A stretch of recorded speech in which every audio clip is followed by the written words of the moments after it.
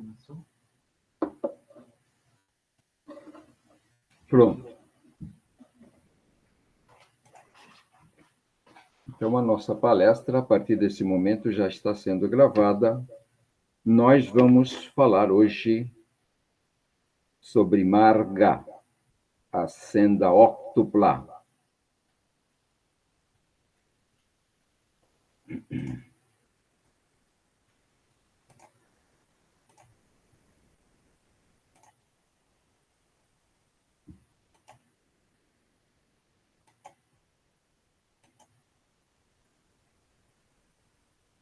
Tá.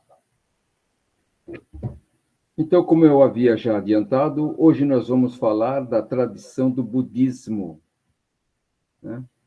E, quando se fala do budismo, merece o criador do budismo uma pequena explicação, uma pequena lembrança, né?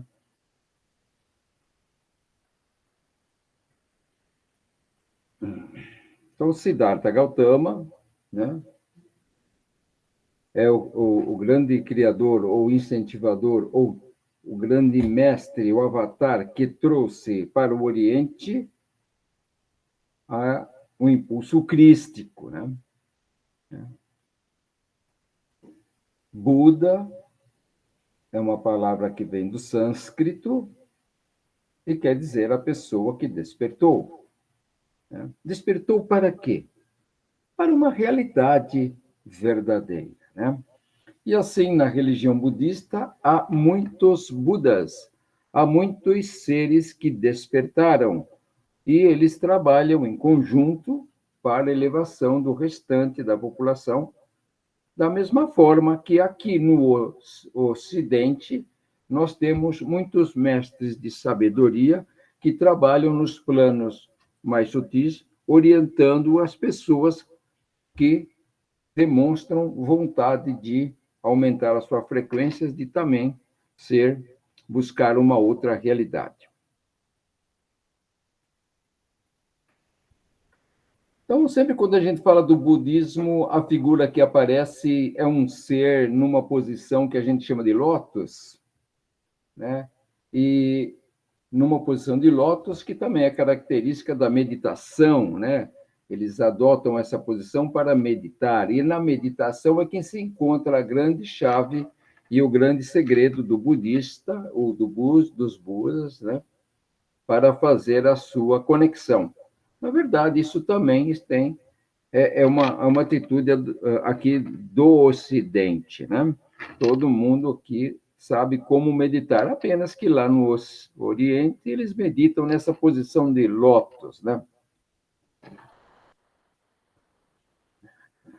E os ensinamentos do Buda permanecem até hoje, formando uma grande comunidade budista que se espalha pelo Oriente, Índia, China e Japão. Ele não foi, o Siddhartha Gautama, não foi o único a atingir o nível evolutivo de Buda. Buda não é um nome, mas um nível de evolução, significa o desperto, né? Ele dedicou-se aos estudos, à prática de yoga, até se formar um mestre, e foi ensinar ou compartilhar o seu aprendizado e criou esse método, ou doutrina. Na verdade, o Buda se apresentou aqui 600 anos antes de Cristo e tinha o mesmo objetivo de trazer às pessoas o impulso crístico, né? O Cristo que se já aproximava da Terra 2000 anos atrás, até se encarnar aqui em um ser, ele já vinha se aproximando gradativamente, com Zoroastro, né, com Buda e outros seres daquela época, até culminar com Jesus incorporando totalmente o espírito crístico naquela operação de batismo por João Batista.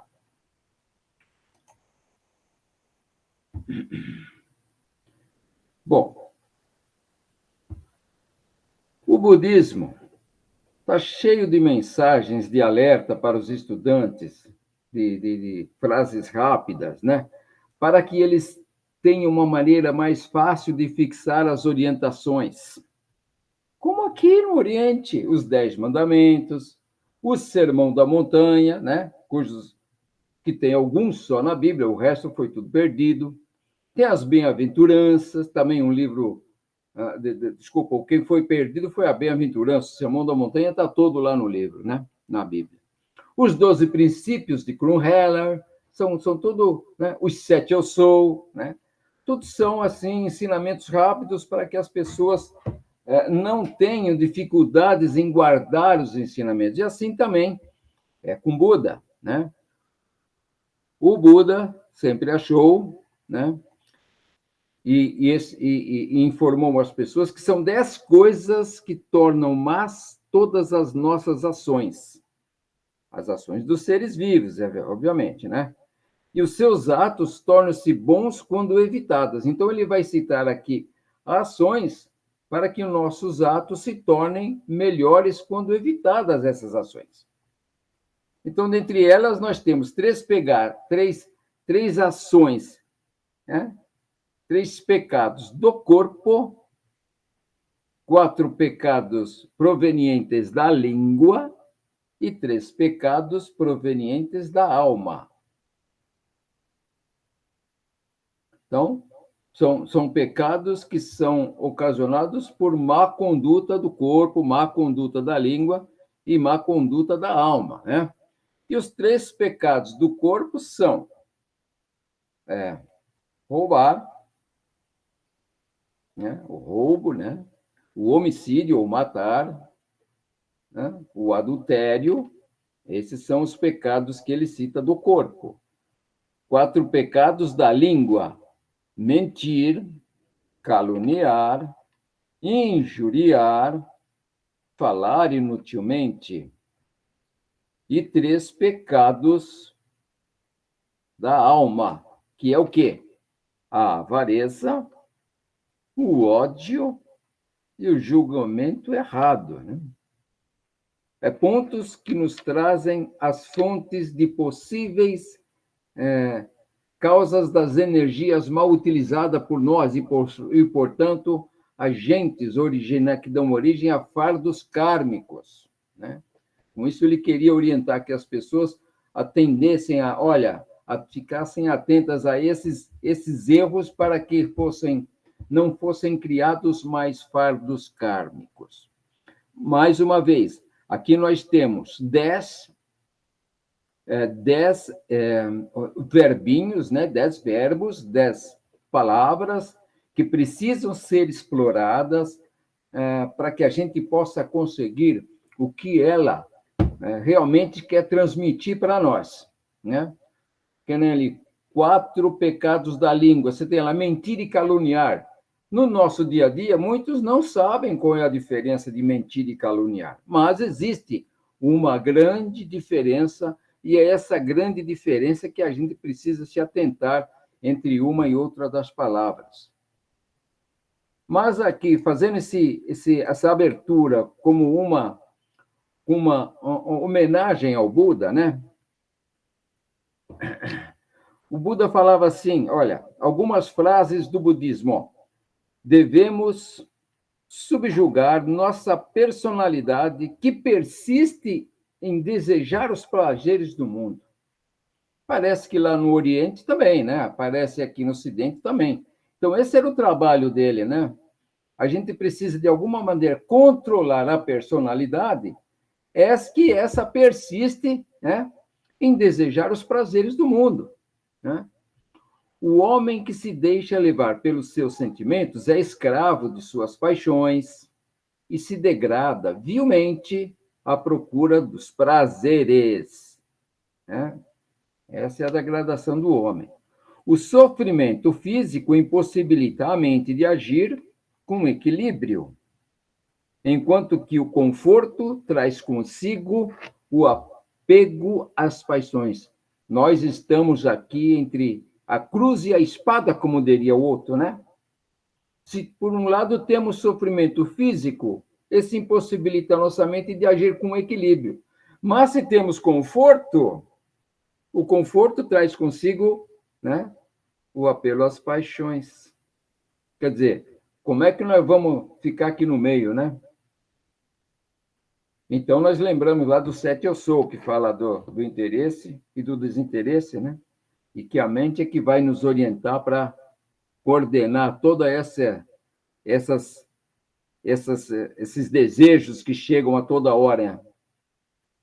Então, entre esses dois extremos, há uma só estrada que foi denominada pelo Buda de o caminho do meio, pelo qual quem seguir encontrará sua redenção. Né? E essa é uma afirmação que se encontra lá no Sermão de Benarés, né? E essa abertura aqui que eu estou fazendo foi extraída lá do livro do José Maria Nogueira, né? Então está lá à disposição de todos, né?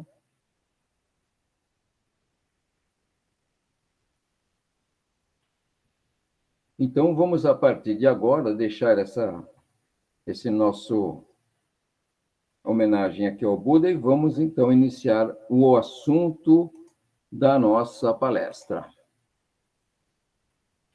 Não, já está aí, né? Então o Buda, no seu ensinamento, na sua vontade de ensinar, ele constatou que o sofrimento existe, né? E a isso ele deu o nome de dukkha, né?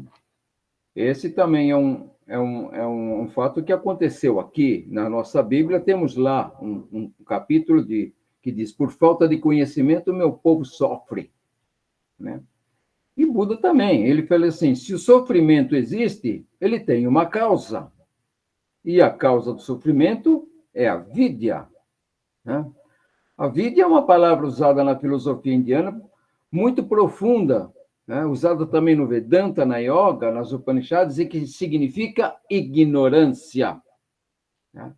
A ignorância que fica caracterizada quando o eu individual é priorizado em detrimento do eu superior ou coletivo, ou seja, um egoísmo, né? Em outras palavras, aqui está dizendo que o eu individual é priorizado, então há uma vontade egoística por trás disso. A falta de sabedoria em discernir que eu e o egoísmo é um grande equívoco. Tá? Então, vocês vejam, se há uma causa para o sofrimento, essa causa pode cessar. Esse é Nirodha, a cessação da causa. É possível cessar a causa.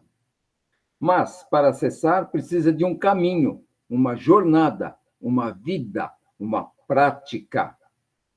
Marga, a via que conduz para a cessação do sofrimento, através da cessação das causas do sofrimento.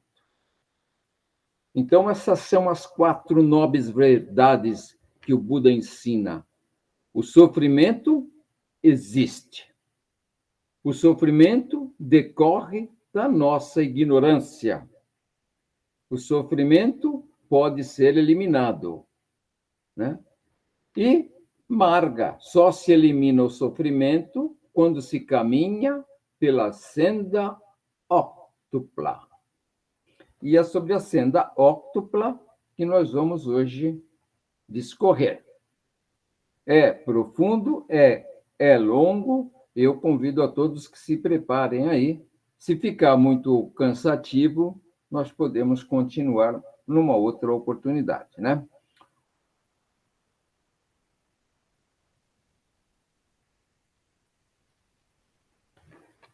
Então, marga a nobre senda óctupla. O sofrimento ou a insatisfação inerente à vida é a primeira nobre verdade do budismo. A forma de acabar com o sofrimento está na 4ª nobre verdade. Foi para ajudar os seres sencientes e acabar com seu sofrimento que o Buda Shakyamuni ensinou o nobre caminho óctuplo. Ele constitui uma versão detalhada da 4ª nobre verdade e é fundamental à prática budista. Serve para todos que fazem a prática espiritualista. Disse-se óctuplo porque é formado por 8 elementos ou facetas, nobre, por ser moralmente correto e porque nada nele nos desencaminharia. caminho, porque deve ser seguido durante um período, da mesma forma que uma trilha, e porque leva diretamente ao objetivo, à meta, à libertação dos sofrimentos e da ilusão. Então, a senda óctupla, senda é também o caminho, né? É um sinônimo, caminho óctuplo, né? Formando como uma trilha, né?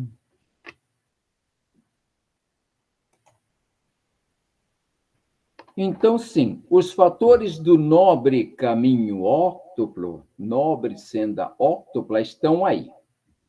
Seguir o caminho óctuplo é o melhor e mais fundamental modo de praticar nossa crença nos ensinamentos do Buda. Trata-se de seguir seus 8 fatores ou principais aspectos. Primeiro, compreensão correta, pensamento correto, fala correta, ação correta, meio de vida correto, esforço correto, atenção correta e concentração correta. Então, o Buda Shakyamuni vai, através de esmiuçar cada um desses fatores, para que o ser, então, não sofra, para que ele mude totalmente o seu modo de agir, visando não sofrer. E não sofrer, raciocinar corretamente. E aí, então, poder trilhar o caminho que ele precisa. Antes de entrar em cada um dos fatores, nós vamos abrir aqui um espaço para falar sobre a palavra Dharma, que está muito presente nesses textos orientais. Então, definição de Dharma. Na etimologia do sânscrito, uma palavra de origem sânscrita, Dharma assume o sentido de dever. Ela tem um dever. O Dharma rege a conduta individual, impondo, de acordo com a casta e a posição que se ocupa na sociedade, a maneira correta de agir. Então, existe um Dharma para todas as pessoas, de todos os níveis. Mas o ponto comum em todas essas definições é uma certa maneira de ser e de viver, uma correta maneira de ser e de viver, que está alinhado ao grande plano divino para a humanidade. Dharma significa lei, lei cósmica, no sentido mais amplo, bem como a vida que é vivida de acordo ou em harmonia com a lei, seja lei imposta por estatutos legais ou impostas pela lei natural. Dharma, nesse último sentido, é o caminho da justiça, a maneira correta, comportamento adequado, decente ou apropriado. Então, aí vocês têm no budismo, que é a maneira correta de viver. No budismo, a lei cósmica, a ordem. No sikhismo, o caminho da justiça.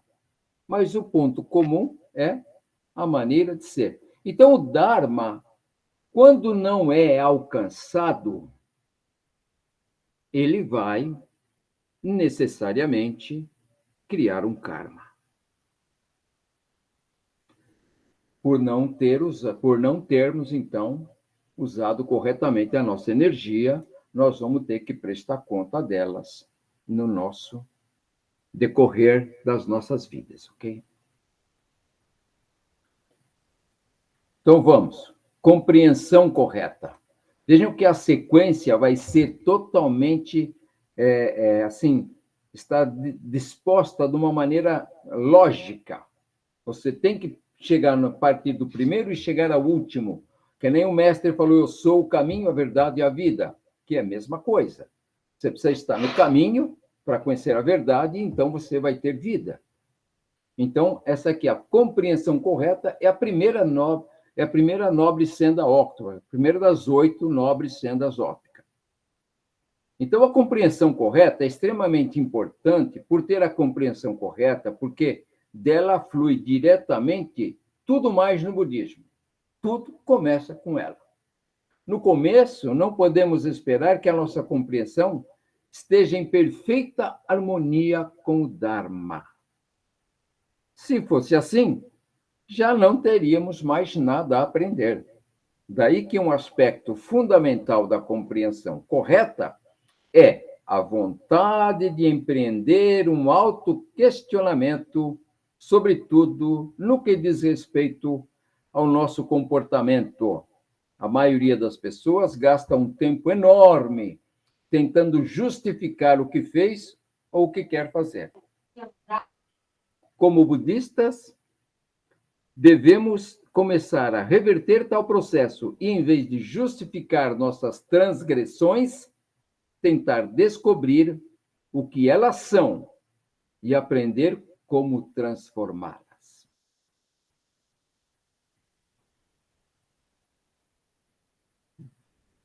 Então, a compreensão correta derivada de sutras budistas, nos deparamos com muitas definições. Compreensão correta é aquela que não leva à nossa ruína. Olha, aqui está uma afirmativa negativa. Essa não é a melhor forma de expor. Porém, o mestre aí, o Shakyamuni, ele optou pela afirmativa negativa. Mas tudo bem. Compreensão correta é aquela que não leva à nossa ruína, se nós assim entendermos melhor. Olha, não vou para a ruína. Compreensão correta é a que nos tira da ilusão. Aqui já está afirmativa. Compreensão correta é a própria sabedoria. Compreensão correta é a clara e perfeita percepção das 4 nobres verdades. A palavra compreensão denota aqui nossa forma de ver e entender a vida, o que estabelece a nossa filosofia de vida. Compreensão correta, basicamente, é a sintonia com o Dharma. Para tê-la, é essencial compreender claramente a gênese condicionada, o princípio de causa e efeito, o karma, as 4 nobres verdades e a diferença entre o bem e o mal.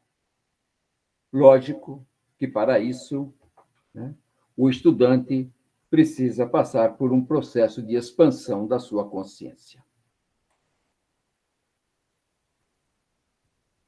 A compreensão correta, continuação, além da ideia clara a respeito dos conceitos básicos do budismo, outro elemento importante da compreensão correta é um entendimento profundo das verdades da espiritualidade, do budismo, né? Daquele ponto onde todas as tradições religiosas são comuns. O Dharma é verdadeiro, existe. A iluminação do Buda é real, é possível de se alcançar. O Dharma adapta-se às condições de onde estiver, mas, em essência, nunca muda, porque sempre aponta para uma mente búdica iluminada. O momento do primeiro vislumbre da verdade do Dharma é aquele em que se vislumbra o Buda, e aí é que começa a se estabelecer a compreensão correta. Dito de outra forma, compreensão correta é a mente búdica desperta que começa a atuar em nós.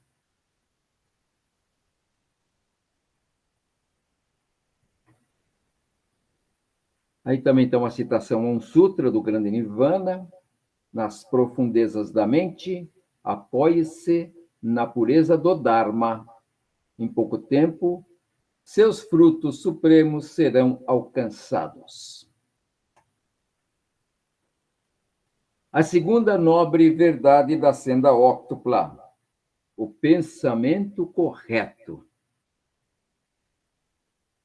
Obviamente, o pensamento correto fundamenta-se na compreensão correta. Como eu falei, a sequência é lógica. Se nós compreendemos corretamente, os nossos pensamentos vão se alinhar com o teor da nossa compreensão. O contrário vale, né? Se nossa compreensão da vida nesse mundo estiver correta, os pensamentos dela decorrentes também serão. Sem dúvida, na prática do pensamento correto, deve existir uma interação constante entre a intenção, ou seja, nos pensamentos, e a compreensão. Não basta querer ter compreensão correta ou pensamento correto. Até o próprio Buda precisou de 6 anos de intensa prática ascética para chegar ao pleno entendimento dessa verdade.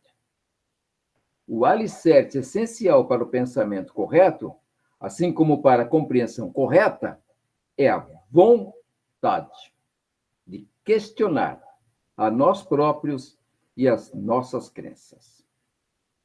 Ninguém conseguirá conquistar compreensão correta sem pensamento correto, sem passar longos períodos em intensa e franca introspecção, meditação, reflexão. Vejam, meus irmãos, que aqui no texto ele vai estar dando já a chavezinha para cada um deles, né?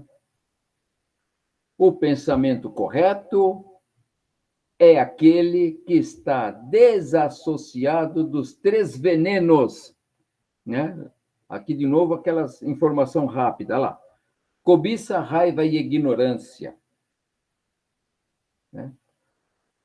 Pensamento correto é aquele que não tem presente neles os 3 venenos, cobiça, raiva e ignorância. Logo, cobiça, raiva e ignorância devem ser evitados a todo custo para quem está no caminho, para quem está na senda. Pode ser visto como uma ferramenta que nos ajuda a aplicar a compreensão correta à nossa vida. Podemos ler a respeito da compreensão correta até entender o que lemos. Entretanto, saber o que é compreensão correta não tem grande utilidade. O pensamento correto que nos ajuda a aplicar essa compreensão à nossa vida. Nós temos que saber o que é a compreensão correta e aplicar, e colocar em prática. Ou seja, colocarmos o nosso pensamento em prática, para que a compreensão correta seja refletida no pensamento correto. Procurar a definição de pensamento correto e estudar. E depois, praticar o reconhecimento desses 3 venenos e evitá-los, né? Mais ainda do pensamento correto. A compreensão correta baseia-se em um vislumbre da mente búdica. O pensamento correto tem por fundamento lembrar aquele vislumbre e concentrar toda a nossa força para nos aproximar cada vez mais. Então, vejam, meus irmãos, esse é um texto que, logicamente, ninguém vai assimilá-lo na primeira vez. É preciso que ele seja lido, relido, meditado, refletido várias vezes, né? Como todas as práticas que nos são colocadas no nosso caminho Rosa Cruz.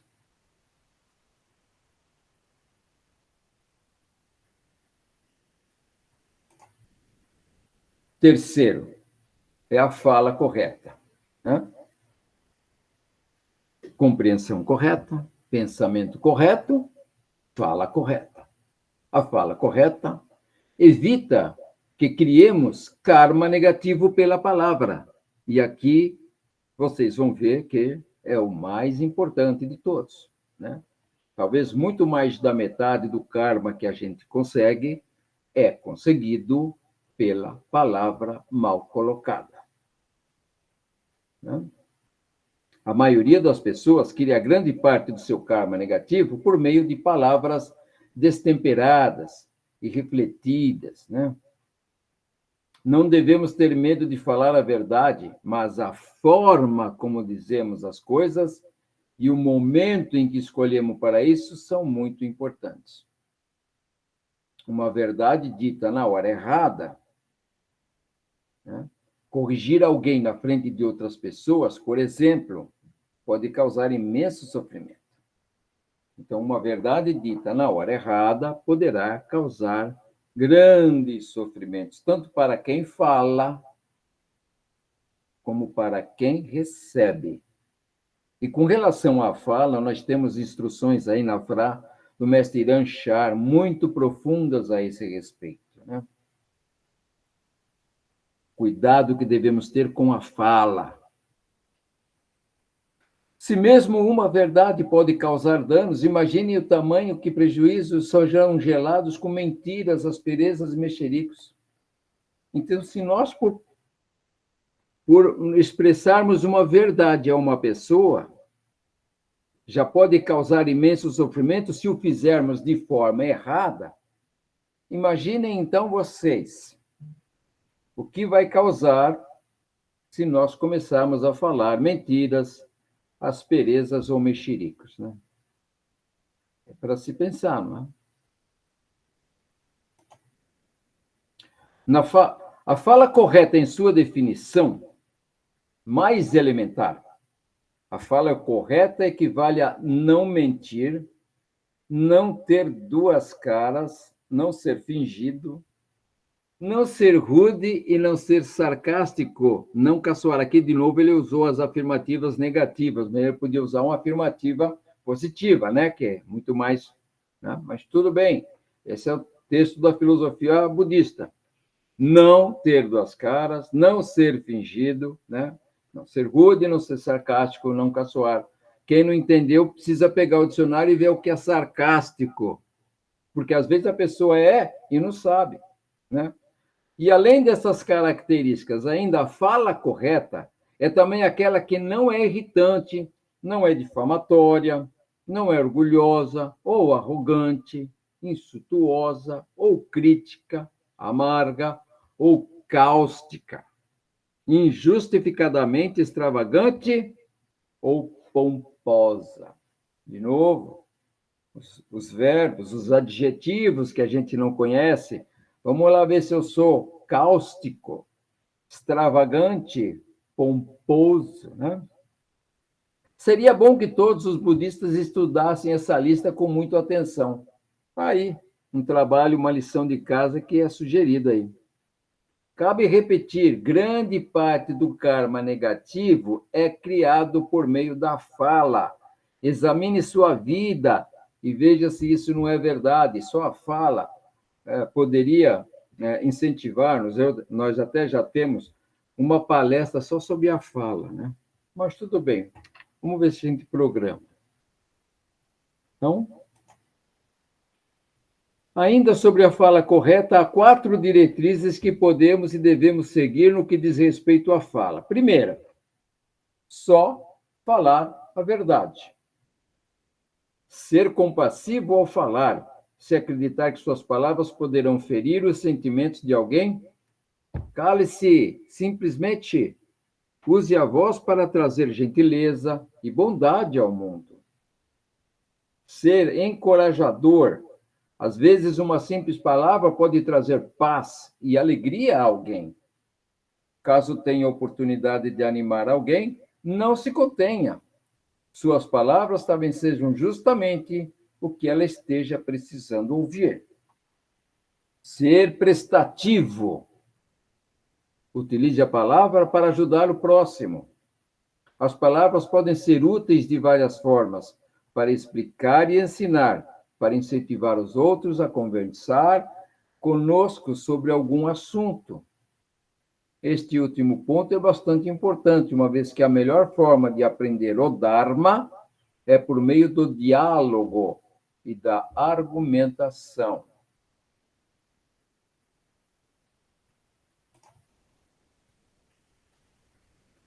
Ainda sobre a fala correta. Para a fala ser perfeita, assim como tudo mais, o melhor exemplo é sempre o Buda.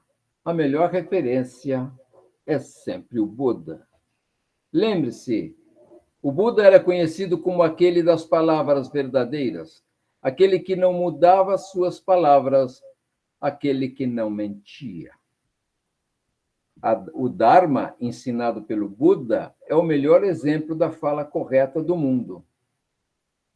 Os que são sábios praticam a fala correta, a fala suave, a fala harmoniosa, a fala verdadeira. Isso porque o uso da fala correta nos livra da frivolidade. O uso da fala suave nos livra da rispidez. E os da fala harmoniosa nos livra da duplicidade. E o uso da fala verdadeira nos livra da mentira. Claro, né, meus irmãos? Está bem claro aqui. A ação correta, compreensão correta, a fala correta, agora ação correta. Compreensão correta, pensamento correto, fala correta, agora ação correta.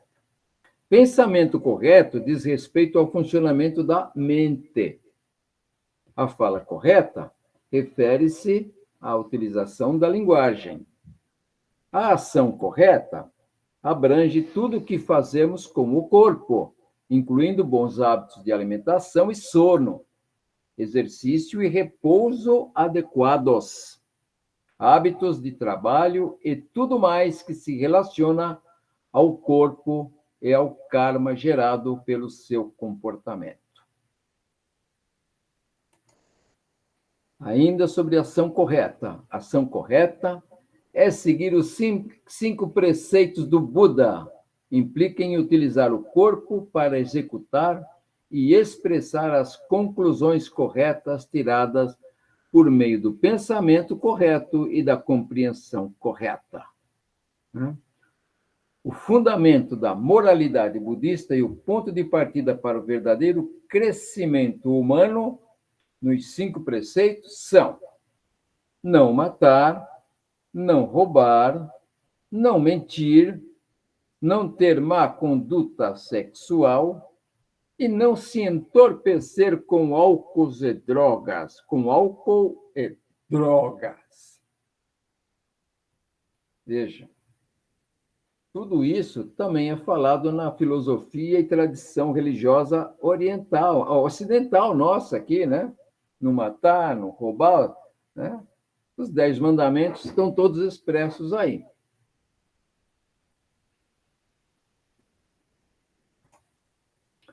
Quinto, meio de vida correto. Olha, meio de vida correto. Né? O meio de vida correto, ou profissão correta, diz respeito à forma como ganhamos a vida. Presta atenção. O meio de vida correto implica não fazer e não levar ninguém a fazer nada que viole os preceitos do budismo.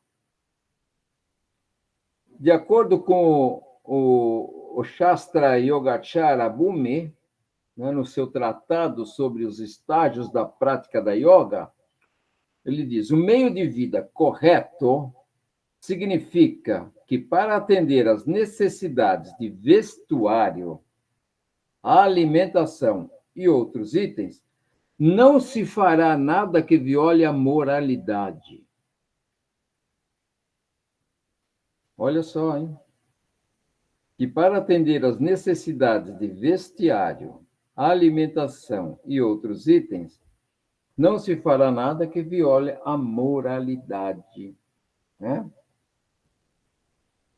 Roupas de couro, né? Alimentações também envolvendo itens que não são indicados, né? Todo o trabalho deve estar na maior sintonia possível com os ensinamentos do Buda. Nossa ocupação deve estar na maior sintonia possível com os ensinamentos do Buda, né? Nossa ocupação não deve prejudicar ninguém, nem tampouco incentivar que outra pessoa o faça, né? Se eu compro aqui uma roupa de couro, eu estou, né, assinando um cheque para que uma pessoa vá lá e tire a vida de um animal e faça uma roupa para mim, não é? Isso é ético perante aquilo que o Buda prega, né? Então, nós precisamos começar a colocar a nossa cabeça para pensar, né? O Buda Shakyamuni viveu em uma sociedade muito diferente da nossa. A despeito disso, ele relacionou duas especificidades relativas ao trabalho que ainda são válidas para os budistas hoje.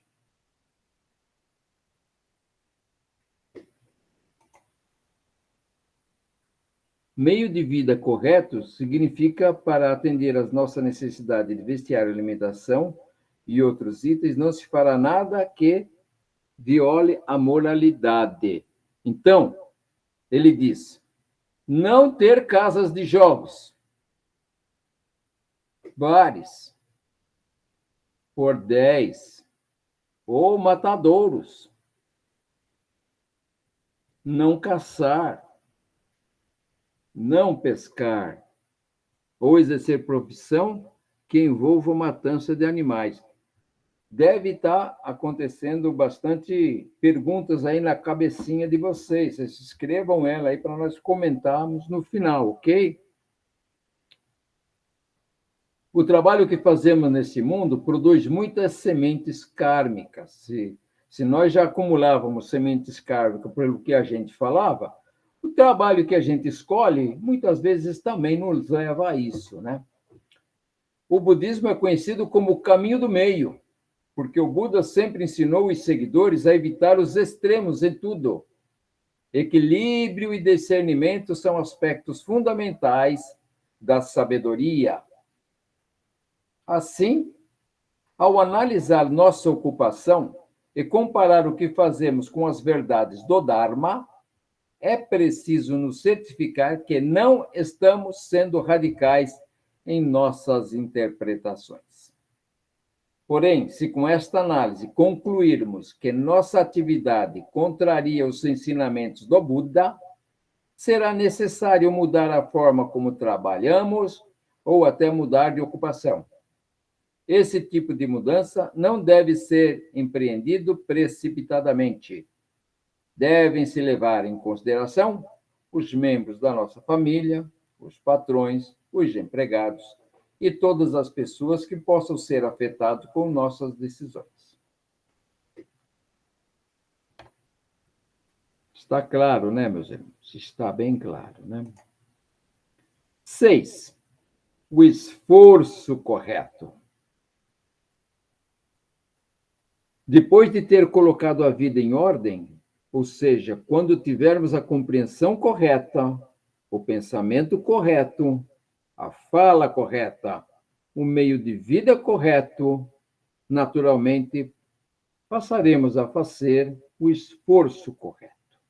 Nos esforçaremos para aquilo que entendemos esteja de acordo com o Dharma. Esforço supõe mudar para melhor, tornar-se mais sábio, calmo e moralmente correto. Com o esforço correto, entendemos melhor o Dharma e a cada dia que passa, e aprendemos a aplicá-lo mais e mais em nossa vida.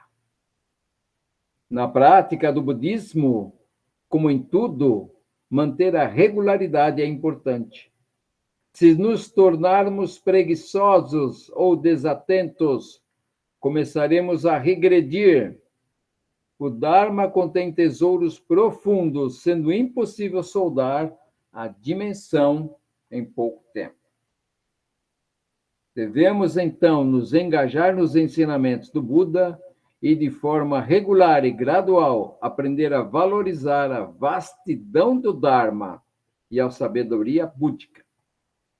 Nossa sabedoria se ampliará enquanto permanecermos próximos do Dharma, permitindo que este indica como devemos nos comportar, ou seja, ele por si só, pela simples vontade de aplicarmos o esforço correto, ele vai nos levando, né? como assim uma nuvem, como um rio, como uma água, vai nos levando ao sabor da correnteza. O Tratado sobre a Perfeição da Grande Sabedoria sugere 4 formas de esforços corretos: manifestando a bondade onde ela não existir, fomentando a bondade onde ela existe, e não manifestando o mal onde este não existe, e extinguindo o mal onde esse existe. Né? Lembra a gente um pouco a oração de São Francisco de Assis, né? Quem considera problemático demais praticar os ensinamentos do Buda, provavelmente não compreendeu que os problemas causados pela preguiça são muito piores. A prática desses ensinamentos, apesar de requerer esforço, não é algo que dure para sempre. Chega o dia em que o êxito é alcançado e o que resulta em imensa alegria. Por outro lado, a preguiça e a falta em praticar esses ensinamentos acabam por roubar a nossa paz, levando-nos a sofrer ao longo de muitas vidas. Karma, né? Karma. Muitas vidas é igual a karma. Aí, termina a atenção correta, o 7º, hein? A atenção correta significa encontrar dentro de si a pureza inerente à mente búdica e nela permanecer, não permitindo que esta pureza seja obscurecida pelos venenos da cobiça, da raiva e da ignorância. A atenção correta advém dos 6 primeiros aspectos do nobre caminho óctuplo. Ela é uma parte pura nossa, que se expande continuamente à medida que praticamos o Dharma. O Sutra dos Ensinamentos Legados pelo Buda diz: se nossa atenção correta for firme, poderemos até penetrar no perigoso mundo dos 5 desejos, sem que nenhum mal se abata sobre nós. É como usar uma armadura numa batalha. Não há nada a temer. Essa é a força que nós devemos ter na nossa atenção correta. Né? Saint Germain ensina para nós o nosso círculo mágico de proteção para alcançarmos os mesmos objetivos. A atenção correta dos budistas devem sempre privilegiar a atenção correta em detrimento do raciocínio iludido. Né? Se a nossa atenção é correta, não seremos abalados pelas falsas distinções da dualidade. Não cairemos na ilusão das oposições, nós outros, perda-ganho, vida-morte. Não cairemos na ilusão das oposições ou das dicotomias, nós e dos outros, perda e ganho, vida e morte.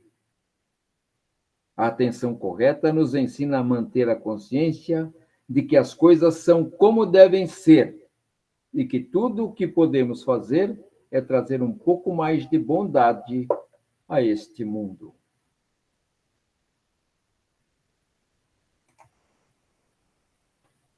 Terminando a atenção correta, Buda diz: o Buda ensinou 4 contemplações para nos ajudar a conquistar, a manter a atenção correta.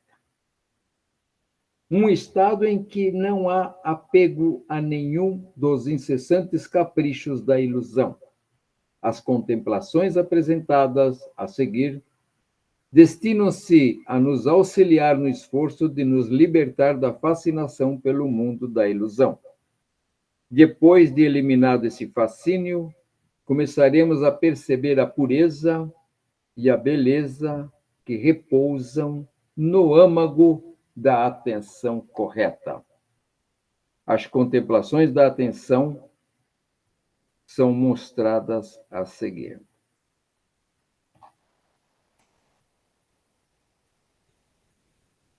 Então, está aqui o 8º item, né, da prática budista, né, a concentração correta.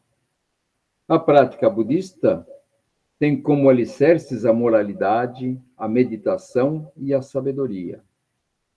Fala correta, ação correta, meio de vida correto, esforço correto, objetivam ajudar-nos a melhorar moralmente. Compreensão correta, pensamento correto e atenção corretas, por sua vez, pretendem nos tornar, se não sábios, pelo menos um pouco mais sábios, né? E a concentração correta é ferramenta para aprendermos a meditar e nos beneficiar com a meditação, né? Então, a concentração correta é o objetivo final de toda a senda óctupla, né? E nós falamos até no início, o simbolismo budista traz sempre um ser na posição de lótus meditando, né? Como se colhendo os frutos de todo o seu trabalho ao longo do caminho, né? A tranquilidade e a paz encontradas na meditação são os alicerces da sabedoria budista. A tranquilidade e a paz encontradas na meditação são os alicerces da sabedoria budista. Não só budista, como toda escola espiritualista, como toda escola de mistérios, né? Em sânscrito, o termo para concentração é samadhi, né? Samadhi, que designa um estado profundo de concentração, um estado de profundo equilíbrio meditativo. Vou fazer aqui um parênteses. Temos tempo? Um pouquinho, né? No episódio da ressurreição de Lázaro, na verdade, não foi uma ressurreição de Lázaro, nós estamos preparando já a palestra para mostrar, né? Foi uma iniciação provocada ou levada, conduzida pelo próprio Cristo, ali presente, junto a Lázaro. E Lázaro entrou no samadhi, dito aqui pelos budistas, entrou em meditação e vislumbrou, né, os mundos divinos que estão além do plano astral. E conhecendo os planos divinos, os planos espirituais, então ele retorna, então passa a ver o mundo de uma outra forma. Isso é que está querendo dizer aqui o Buda com a concentração correta. Ela é o alicerce que vai nos dar o caminho para encontrar o samadhi, ou seja, aquela iniciação que só é possível hoje, depois que o Cristo trouxe essa possibilidade, deixou nossos corpos preparados para isso. A base de qualquer meditação é a concentração. Quando aprendemos a nos concentrar longa e profundamente nas verdades imutáveis do budismo e começamos a descobrir sua plenitude nos estados mentais que existem para além da linguagem, estamos, então, praticando a concentração correta. A paz e a pureza, que são descobertas no samadhi, quando corretamente aplicadas à vida, trazem enormes benefícios para nós e para as pessoas com as quais temos contato. Veja, para os nossos familiares, para a nossa comunidade, para os nossos amigos do trabalho, para o nosso governo, né? Em termos gerais, a meditação deve promover melhor saúde física, ensinar-nos a tranquilidade, auxiliar-nos a ver mais claramente o que significa iluminar-se. E, finalmente, mostrar-nos o esplendor da nossa inerente natureza búdica. Natureza búdica, nós temos que entender natureza crística, porque no nosso universo de corpos, nós temos lá o primeiro corpo, é o corpo átmico, o corpo divino. O segundo corpo é o corpo búdico, que também onde mora o Espírito Cristo. Cristo é o Filho e o Pai é o Logos. Então, é ali. O búdico é o crístico. Na tradição lá do Oriente, eles conhecem por búdico, mas aqui na ocidental é crístico. Então, mostra-nos o esplendor da nossa inerente natureza crística. A meditação deveria promover um comportamento social saudável e prestativo e não nos tornar depressivos ou antissociais, que é o que mais tem aqui hoje no mundo.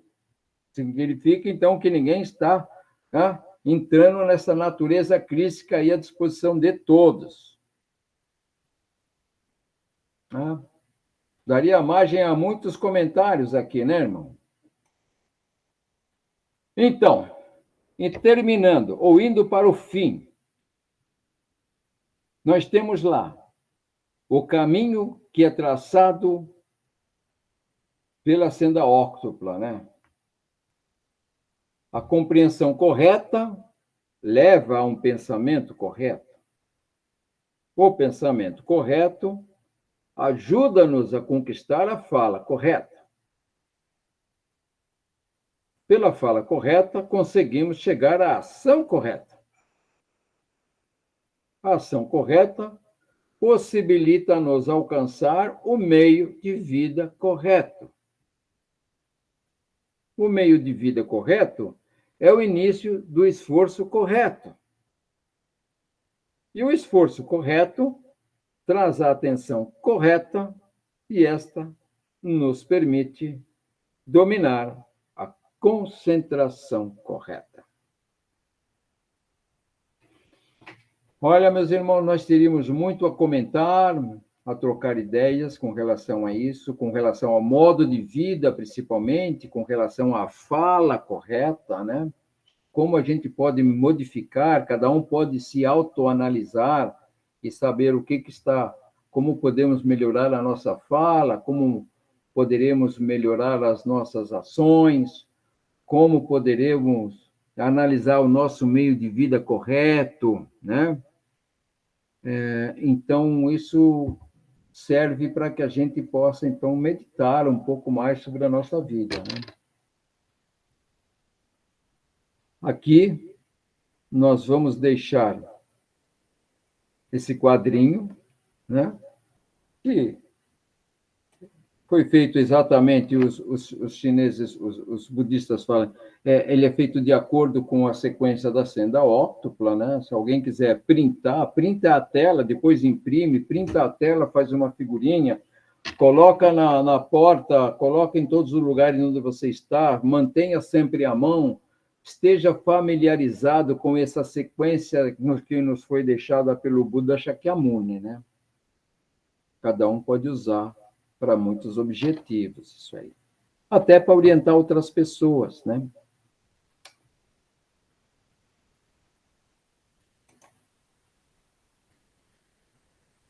O Buda incluiu a palavra caminho ao criar a expressão nobre caminho óctuplo, justamente porque é um ensinamento que para ser praticado e aprendido ao longo do tempo.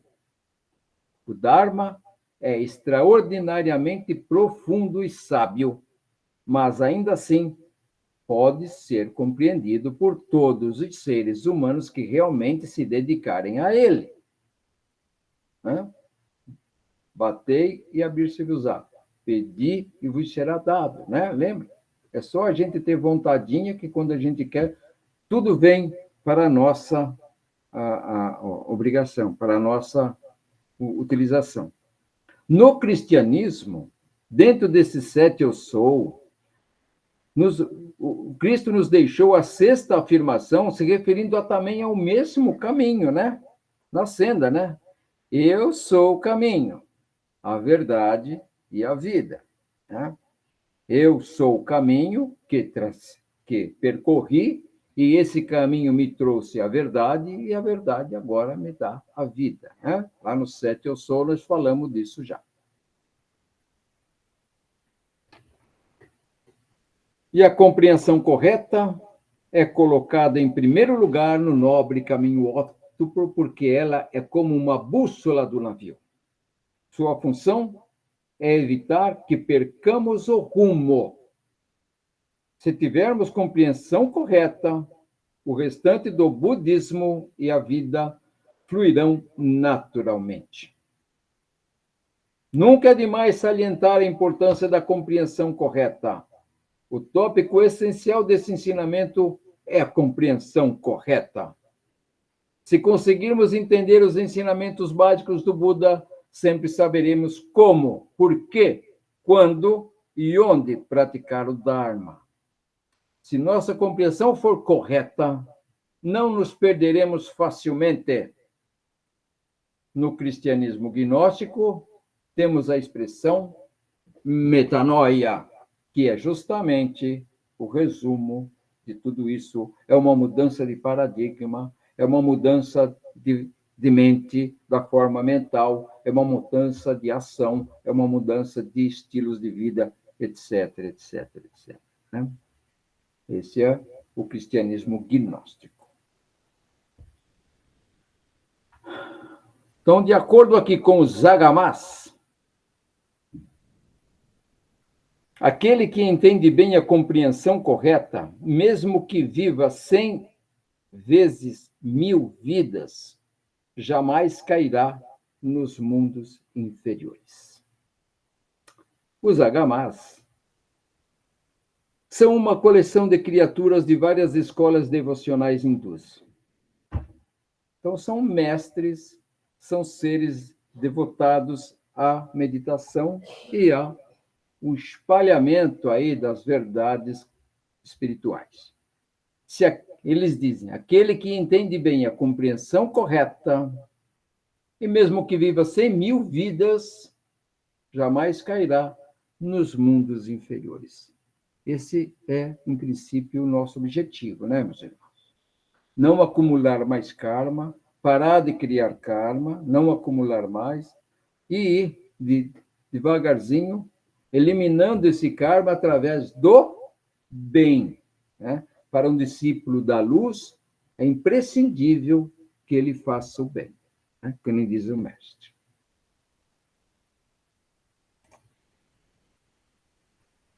E agora nós vamos terminar. Peço que os irmãos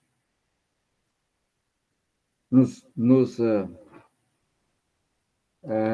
enviem as suas dúvidas, né?